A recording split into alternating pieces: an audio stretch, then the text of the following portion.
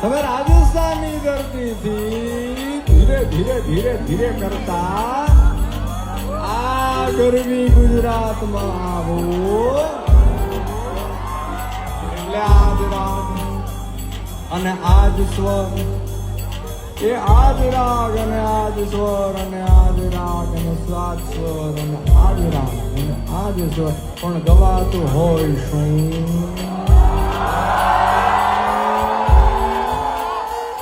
એક સંગ ભગવાન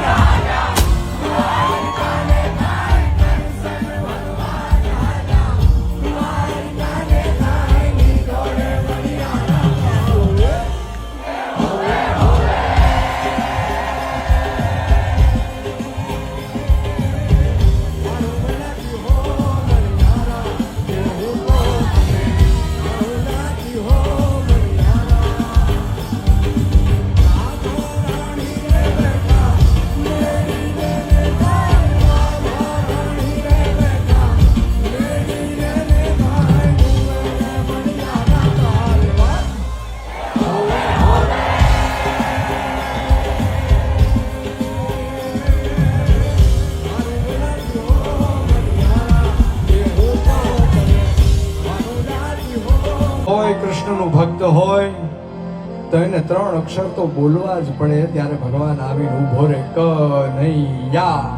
કનૈયા બોલે ત્યાં ત્રીજો અક્ષર પતે નો પતે ત્યાં ભગવાન પોતે આવીને ઉભો રહી જાય પણ એને 3 અક્ષર તો બોલવા પડે કોઈ ભગવાન રામનું ભક્ત હોય તો એને 2 અક્ષર બોલવા પડે રામ એ રા ને મ પૂરો થાય નો થાય ત્યાં ભગવાન રામ એની વારે આવીને ઉભા રે એમાં શંકા નથી પણ દુનિયાનો કોઈ એકાક્ષરી મંત્ર હોય ને તો એ કેવળ માં છે કે જે માં શબ્દ મોઢામાંથી નીકળે ને એની પહેલા માં આવીને ઊભી હોય કે મારા દીકરાને શું થયું મારી દીકરીને શું થયું દુઃખની આડી ઊભી રહી જાય ગમે એવડી મોટી મુસીબત હોય એની આડી ઊભી રહી જાય એ મને અને તમને જન્મ દેવા વાળી મારી અને તમારી જનેતા છે માં છે એના માટે થઈને કવિ કાગે કીધું કે આખો એક જતા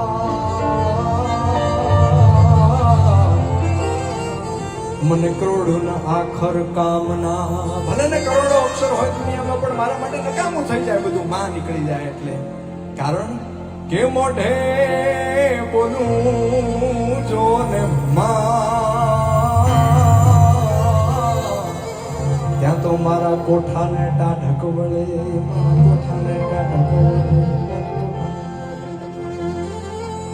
તું શું કહે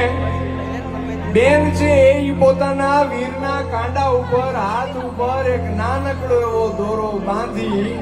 અને રક્ષાબંધનના દિવસે 10 આંગળી આમ કે નામ ઓવારના લે અને ટચાકડા ફોડે અને ટચાકડા ફોડે ત્યાં વીરની માથે ભાઈની માથે હજારો ગાવ દૂર કોઈ મુસીબત હોય કોઈ દુખાવાનું હોય ને તો યાનિયા ભાંગીને ભૂકો થઈ જાય ઈ તાકાત છે બેનની રાખડીમાં ઈ તાકાત છે બહેનના ઓવારણામાં ઈ તાકાત છે બહેનના આશીર્વાદમાં એ ભાઈ બહેનના સંબંધ ઉપર શું કીધું કે કોણ હલાવે લીમડી ને કોણ ચુલાવે પીપળી કોણ હલાવે લીમડી ને કોણ ચુલાવે પીપળી